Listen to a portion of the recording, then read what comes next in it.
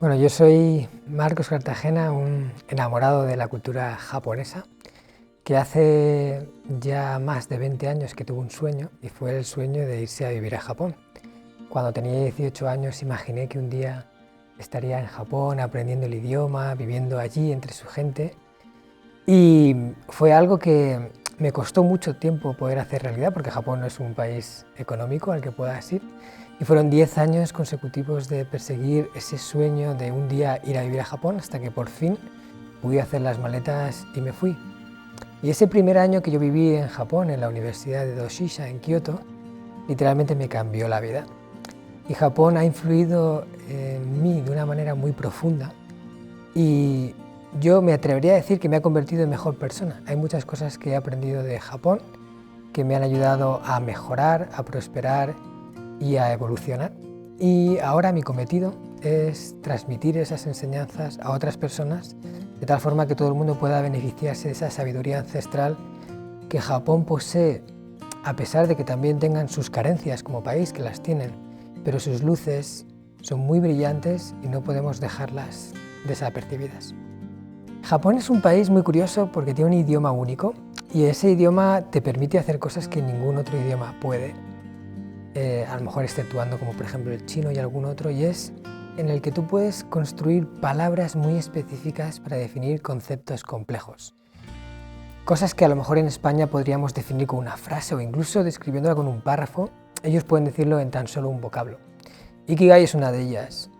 Ikigai está formada por dos términos, Ikigai, dos partes, donde Iki significa vida, Gai significa efecto o valer la pena o algo que merece. Y la traducción literal podría ser algo así como una vida que merece la pena ser vivida, aunque muchas veces se traduce como el propósito de vida o aquello que hace que tu vida tenga más sentido. Ikigai es eso que tú haces en la vida para sentir que realmente estás aportando un valor al mundo que lo hace mejor. Y eso a ti te hace sentir bien, te hace sentir pleno. Eso es lo que yo concibo como Ikigai. Y de hecho, hay un diagrama del cual hablaremos, en el que define al Ikigai en 4 partes. Pero antes de meternos con eso, me gustaría que habláramos de qué no es un Ikigai. Porque con el Ikigai hay mucha confusión. Y es que hay gente que piensa que el Ikigai es como el gran propósito que hemos venido a hacer en nuestra vida y que tenemos que cumplir sea como sea, ¿no? Es como el motivo por el cual hemos nacido. Y eso creo que le mete mucha presión a la hora de decidir si tienes o no tienes Ikigai, o a la hora de pensar o asumir si has encontrado uno o no. Entonces yo diría que hay varias cosas que tenemos que tener en cuenta a la hora de definir qué es un Ikigai. Primero, es que un Ikigai no es algo material, no es una cosa que tú puedas alcanzar o obtener, no es un objetivo que tú puedas cumplir, ¿vale? Porque no es algo definitivo, es una cosa que tú persigues, es un camino que tú recorres a lo largo de tu vida y que nunca acaba. Y ahí está la magia del Ikigai. Luego tú, a la hora de cumplir un Ikigai, puedes fijarte objetivos y metas concretas, pero la realización de ese propósito no acaba nunca. Y otro punto a tener en cuenta es que no tiene por qué ser una gran proeza. De hecho, hay mucha gente que asocia el Ikigai como el gran propósito o algo grande, metiéndose también mucha presión encima de tengo que hacer esto o cambiar el mundo de esta forma o mejorar el mundo de esta otra, y cualquier otra cosa pequeña no es suficientemente válido. Y no es así. De hecho, a mí me sorprendió, por ejemplo, en Okinawa, cuando yo estuve en el poblado de los centenarios, en Ogimi, que es famoso por su longevidad. Estuve entrevistando a centenarios y el Ikigai es una palabra que ahí se utiliza mucho. Y mucha gente hablaba del Ikigai como algo sencillo. De hecho, el Ikigai de una anciana, ya casi de más de 90 años, era pescar cada mañana peces para su sobrino, de su nieto, porque su nieto era amante del pescado, ¿no? Y algo tan sencillo a ella le llenaba por dentro. Ella tenía una misión en la vida que cumplir, y esa misión le aportaba un valor, se sentía útil. Cuando no tienes Ikigai es como que sientes un vacío. No tengo un porqué, no tengo algo por lo que luchar, algo por lo que trabajar cada día, y eso le quita sentido a tu vida. Y otro punto muy importante es que el Ikigai no tiene por qué ser algo definitivo, algo eterno. Alguien piensa que quizás si encuentra su Ikigai ya no va a poder despegarse de eso nunca más, y si lo ha encontrado ya es para siempre. Y yo realmente creo que no es así, que un Ikigai puede cambiar y que tú puedes tener uno en una etapa de tu vida y luego ocurre algo que cambia las circunstancias y surge una nueva vocación. Entonces no hay por qué engancharse a algo para siempre. Por eso hay tanto problema a la hora de decidir si encuentro un Ikigai, porque como tenemos esa presión de tener que elegir el gran propósito, y si será esto, y si será esto otro, y si me he equivocado, no pasa nada. Podemos trabajar por algo que en ese momento nos esté aportando un significado, un valor, y luego en otro momento de la vida cambiarlo, y eso no significa que hayamos perdido el tiempo. Hay que vivir al día en el presente, y si esto es ahora lo que nos llena, que tiene sentido para nosotros, hagámoslo, porque en una vida hay muchas vidas. En una misma vida, que a lo mejor pueda durar 80, 90 o 100 años, en el mejor de los casos, puede haber varias etapas que sean totalmente diferentes las unas a las otras. Y no podemos engancharnos a una y no pasar página a la siguiente. Entonces, yo creo que estas ideas que es importante aclarar, a veces nos separan de poder encontrar o no un Ikigai. Y creo que es muy bueno afinarlo para no cometer errores a la hora de entender exactamente qué es ese propósito. Hay un diagrama muy conocido que se ha extendido mucho por redes y que ha salido en varios libros, que el Ikigai aúna 4 áreas y en la intersección de las 4 se dice que está el Ikigai. Aunque a mí me gusta matizar ese diagrama y ahora vamos a hablar de eso.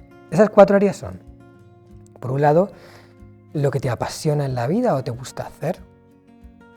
Por otro lado, lo que se te da bien y haces bien y tienes fortaleza. Por otro lado, algo que aportas al mundo que lo hace mejor, algo que el mundo necesita. Y por último, algo por lo que te puedan pagar, algo que puedas remunerar, ¿vale? En la intersección de esas 4, si juntas esas 4 áreas, tienes un Ikigai. Y es así, es verdad, si consigues juntar esas 4, tienes algo por lo que realmente vale la pena luchar cada día, levantarte con energía y cumplir. Pero creo que en esas 4 hay un orden de importancia.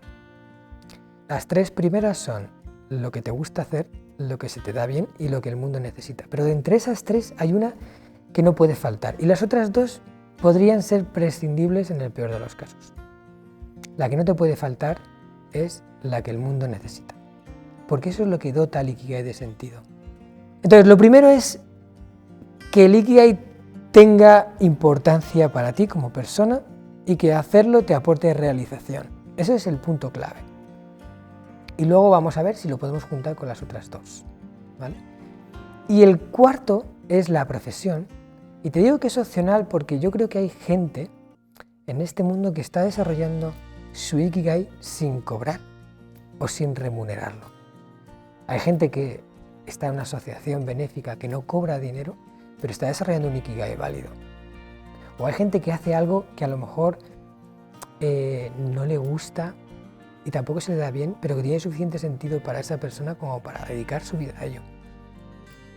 Pues mira, tener un Ikigai tiene muchos beneficios, algunos evidentes y otros no tanto. El más evidente es lo que hemos hablado ya de la sensación de plenitud que te da hacer algo que para ti tiene sentido. Y dices, mira, esto me gusta hacerlo, creo que está creando un mundo mejor gracias a que yo estoy haciendo esto y eso me aporta plenitud. Ese es el primer punto, te aporta sentido. Pero el segundo punto es que te equilibra como persona. De hecho, en Japón se han hecho estudios, como el Osaki Studio, en el que se han analizado la vida de personas en función de cómo afecta el hecho de sentir, porque esto es algo subjetivo, no es algo objetivo, sentir que tienes Ikigai. Es al final algo tuyo, una percepción tuya personal. ¿Tengo Ikigai o no lo tengo? No hay una ciencia que te diga, sí, tú vas a encontrar el Ikigai, tú no lo has encontrado. Al final es algo que tú crees que lo tienes o no lo tienes, ¿no? Entonces, cuando tú crees que tienes Ikigai, a esas personas que afirmaban rotundamente que lo tenían, se vio, analizando diferentes causas, diferentes formas de vida, se vio que esas personas tenían menor causa de mortalidad por prácticamente todos los campos. Se vio que esas personas solían tener mejores condiciones en ámbitos como el área laboral o el área familiar, ¿vale? El área de social, el círculo social. O sea, cuando tú tienes Ikigai, cuando sientes que estás haciendo algo válido, es como que te quitas de encima un peso que te permite entregarte mejor a todas las otras facetas de tu vida y vivir más tiempo. O sea, el Ikigai está relacionado con longevidad. De hecho, es uno de los secretos de la gente centenaria de Japón, de la zona de Okinawa, que está considerado como una de las 5 zonas azules del mundo donde la gente vive más allá que la media más alta mundial. Está considerado como un paraíso de la longevidad por muchos factores, no es una sola cosa, pero uno de ellos es que la gente, muchos de ellos, sienten que su vida vale la pena por algo. Tienen Ikigai. Entonces es algo que yo creo que debemos de encontrar. Y fíjate, a mí hay mucha gente que me dice, ya Marcos, eso el Ikigai está muy bonito, pero es muy difícil encontrar el Ikigai. O sea, ya basta que encima encuentres una profesión, que estés bien, que estés a gusto, encima que te guste y que te aporte realización personal. Es como rizar el rizo, y es verdad, es rizar el rizo, es complicado, lo complica todo mucho, pero no es imposible. Yo les digo, es difícil, pero es imposible. Entonces cuando les digo eso, no, imposible no. ¿Vale? Y tú, dime, en tu vida que haya valido la pena, ¿cuántas cosas han sido fáciles? De todo lo que tú has hecho en tu vida, de lo que realmente ha valido la pena, ¿qué ha sido fácil? Nada. O sea, todo lo grande que hayas logrado en tu vida ha sido algo difícil, algo que ha costado. Sacarte una carrera universitaria no es fácil y mucha gente lo hace. Superar la muerte de una persona a la que quieres no es fácil y lo hacemos. O sea, nos enfrentamos a situaciones difíciles constantemente. Así que, ¿por qué encontrar tu Ikigai y convertirlo en tu profesión iba a ser una cosa fácil? Para encontrar un Ikigai hay muchos caminos. De hecho, no hay un método que digas, esta es la clave. Hay gente que realmente un día se topa con algo y siente que eso es lo que quiere hacer toda su vida. Escucha un violín un día, se enamora del sonido y siente que a partir de ahí quiere deleitar a la gente con el mejor sonido que sepa capaz de crear con su violín. Sin embargo, hay otras personas que les cuesta más y que no acaban de encontrar, que dudan mucho. También por el tipo de personas que somos, hay gente más decidida y gente más dubitativa. Entonces, para aquellos que dudan, aquellos que lo han pensado y no encuentran una respuesta, hay una serie de acciones que podemos emprender que nos pueden acercar a nuestro Ikigai. No es una garantía de que nos lo vayamos a encontrar, pero sí que es algo que nos va a acercar por lo menos más de lo que estamos, si no es que lo encontremos. Y aquí va a ser intentar despejar esas 4 áreas. La parte de la pasión, la parte de las fortalezas, la parte del sentido y la parte de la profesión.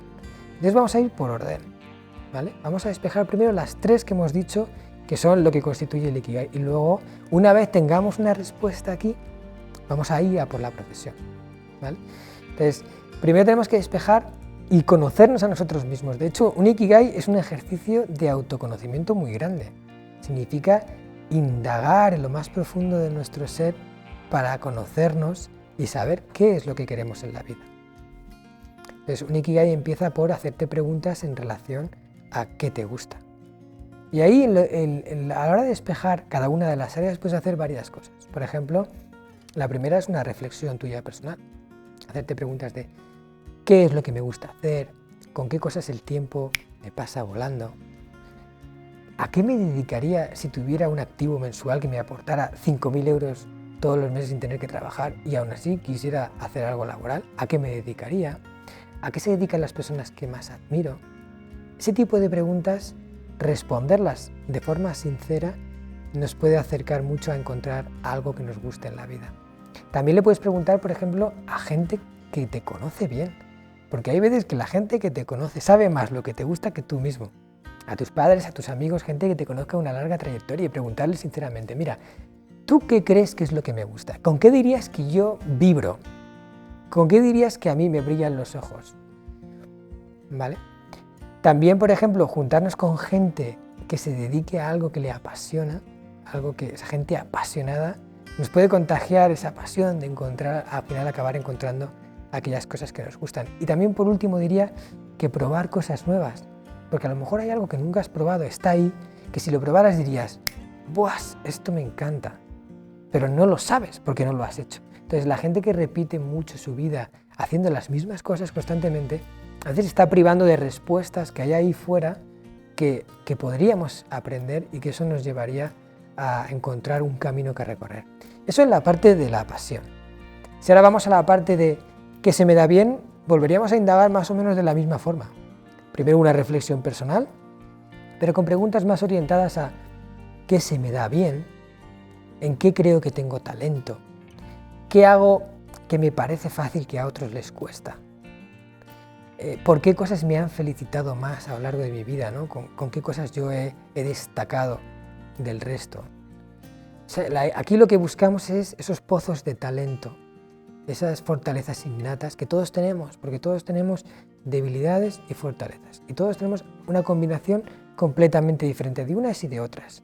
Y no hay nadie en este mundo que no tenga fortalezas. Aunque sea para criticarse a sí mismo, eso es una fortaleza, o sea, te da bien hundirte en la miseria, ¿vale? Hasta eso lo tienes bueno. O sea, quiere decir, eso de que yo no sé hacer nada bien es una falacia, es una mentira, ¿vale? Todos tenemos fortalezas. Entonces, preguntarle a otros que nos ven habitualmente, ¿tú qué crees que yo hago bien? ¿En qué crees que yo destaco? A tus padres, a tus amigos, la gente que te conozca de tiempo. Y esto es un ejercicio de hacerlo y hacerlo tranquilamente, o sea, de sentarte a lo mejor un par de horas a contestar preguntas y luego intentar encontrar puntos en común. Y por último, en la parte de propósito, en la parte de qué el mundo necesita, hacerte preguntas del estilo de ¿qué necesita el mundo que yo podría aportar?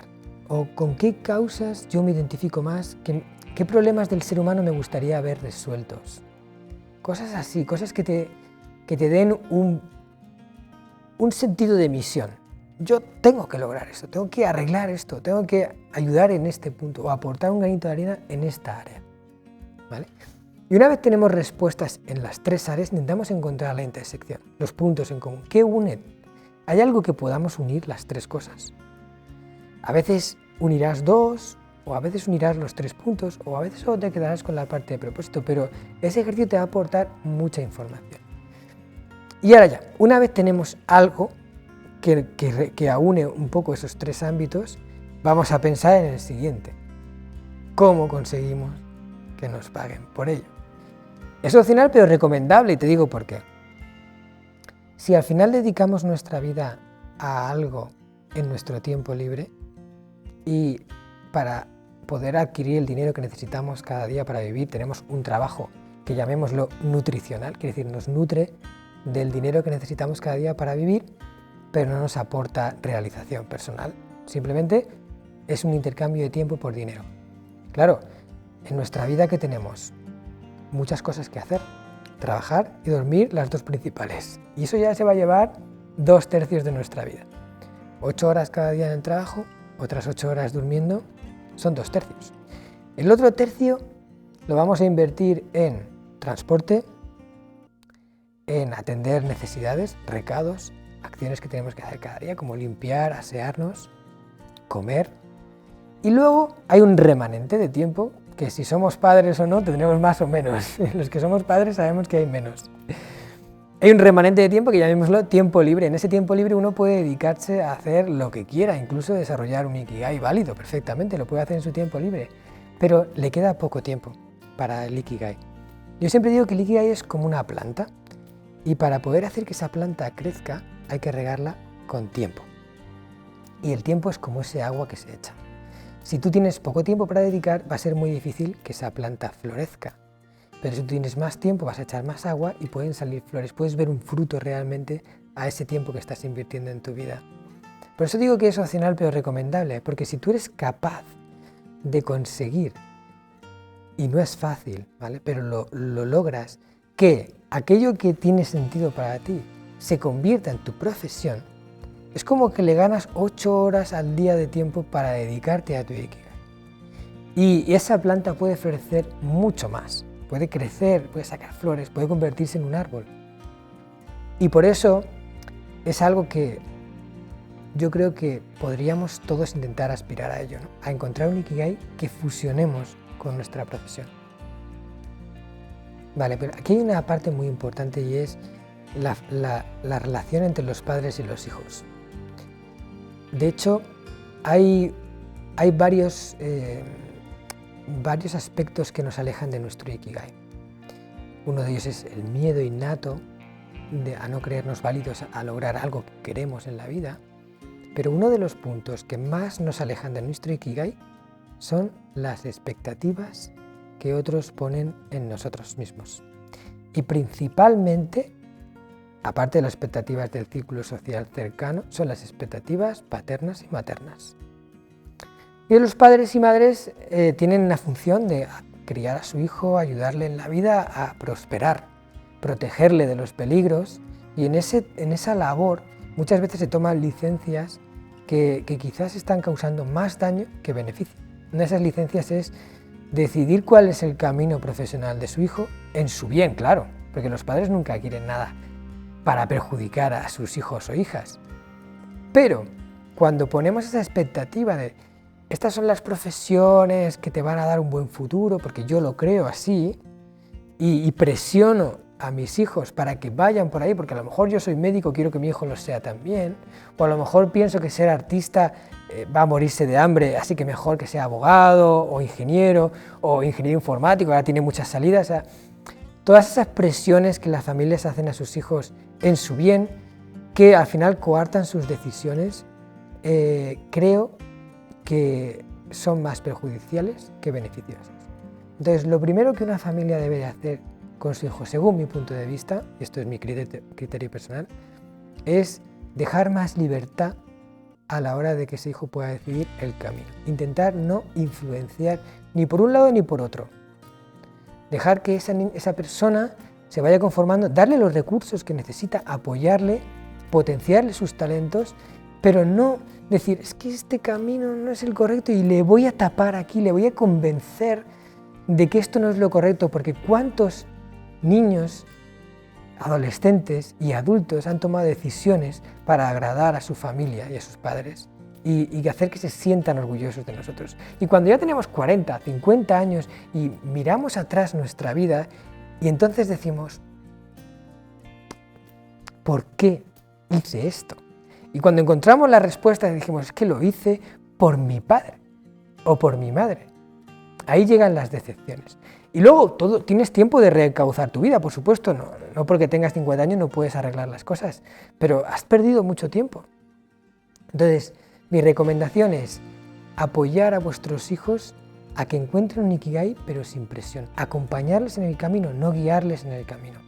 Y ya solo haciendo eso, yo creo que las familias pueden darle un gran valor a sus hijos.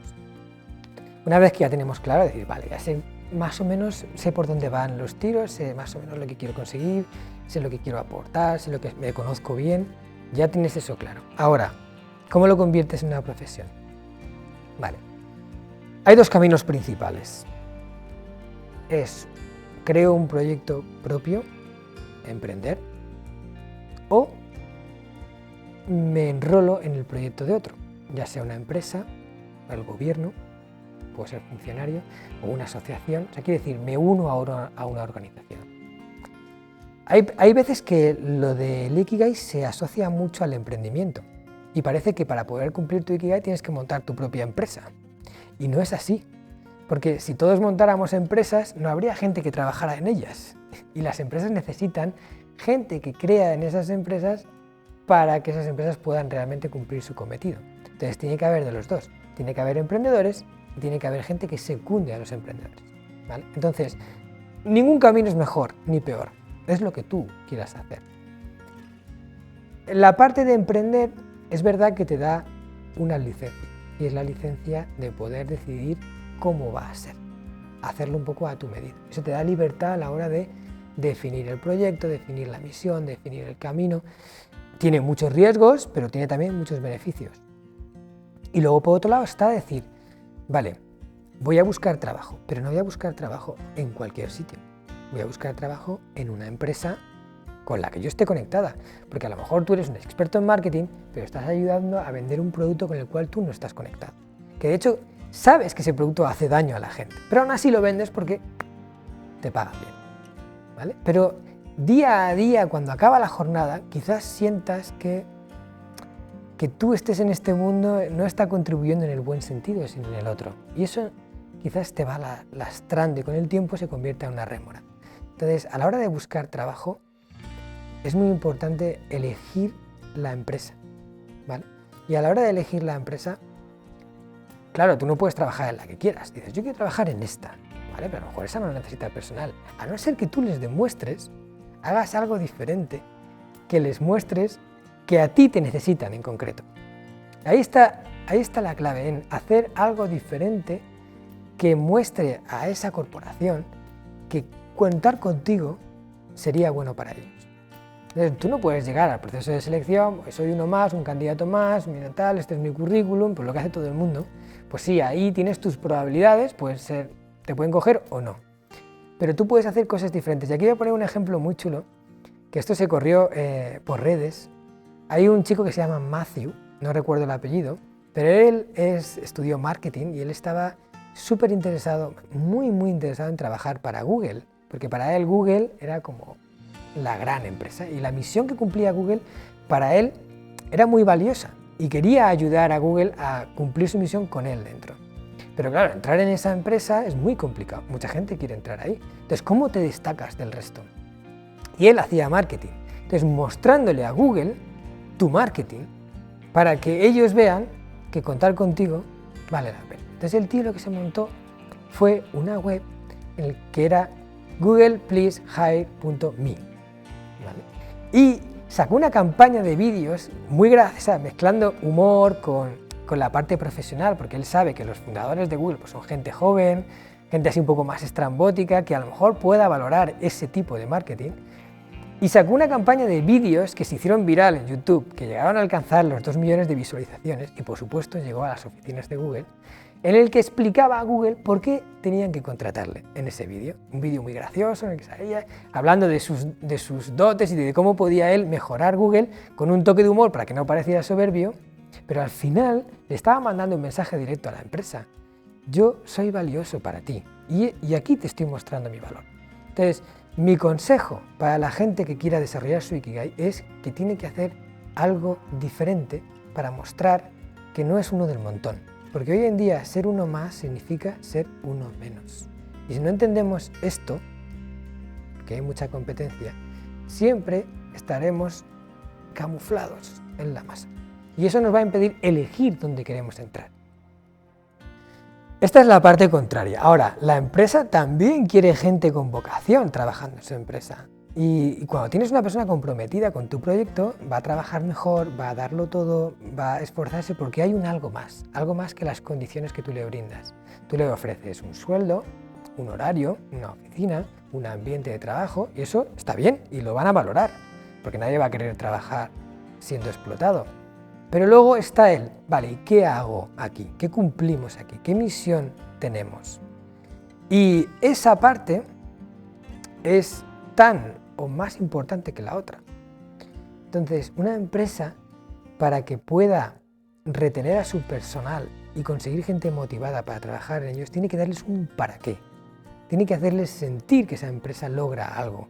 Y esto lo digo por experiencia, porque aparte de ser conferencista y escritor sobre temas de Japón y sus enseñanzas, también soy empresario. Soy uno de los fundadores de descubriendojapón.com, que es una agencia de viajes especialista en organizar viajes que decimos con alma al país del sol naciente y mostrar Japón para conectar con su esencia.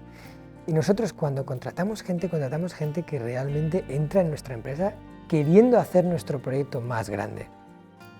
Y lo hacemos porque primero los dueños de la empresa creen en su proyecto. O sea, si el dueño de la empresa lo que transmite a su equipo es este es un negocio con el que me quiero lucrar y vosotros sois una herramienta para ello, olvídate de que en tu equipo haya ese sentimiento de Ikigai. Tu equipo va a estar ahí y cuando pueda encontrar algo mejor se va a ir. O si les das buenas condiciones se quedarán, pero no van a hacerlo con la motivación de una persona que lucha por un propósito. Lo primero es que los dueños tengan esa visión, esa misión, que la empresa tenga ese porqué. No es cuestión de crear una secta en la que la empresa sino es más bien poner el escenario para que la gente pueda cumplir su Ikigai gracias al proyecto que tú has montado. Entonces, depende del proyecto, a veces es más fácil o más difícil hacerlo.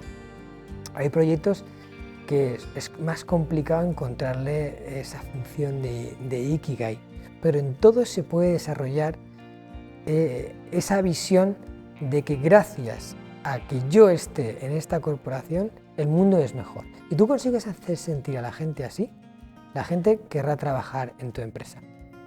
Lo podrás tener más o menos fácil. A lo mejor tienes una tienda que vende ultramarinos y que, pues oye, simplemente estás vendiendo productos en un punto localizado en la calle, es más complicado encontrar gente realmente comprometida con tu proyecto, a no ser que le des una vuelta y sepas enfocarlo por el lado de que gracias a que esa tienda está ahí, hay mucha gente que puede comprar, recibir eso que necesita, o sea, que ayudas a la gente, ¿no? Te digo que es más complicado según el negocio que tengas y el campo en el que estés, pero siempre una empresa debe de intentar crear esa atmósfera en la que se perciba claramente cuál es la misión de la empresa y que se perciba claramente cuál es la repercusión que el equipo en su totalidad, incluido la persona que trabaja, está logrando para que el mundo sea un lugar mejor. Bueno, yo quiero dar un último mensaje porque en la gente joven a veces hay mucho sentimiento de caer, de que no se puede encontrar el Ikigai, de que no hay trabajos buenos, o sea, hay como un poco de pesimismo en ese sentido. Y yo quiero animarles a todos a que saquen su mejor versión, porque este mundo puede ser un mundo increíble si todos encontramos algo por lo que luchar y sacamos nuestro potencial para hacerlo realidad. Entonces lo primero es busca ese potencial dentro de ti, busca ese porqué y luego encuentra el medio de hacerlo realidad, porque gracias a eso vas a hacer que todos vivamos en un lugar mejor.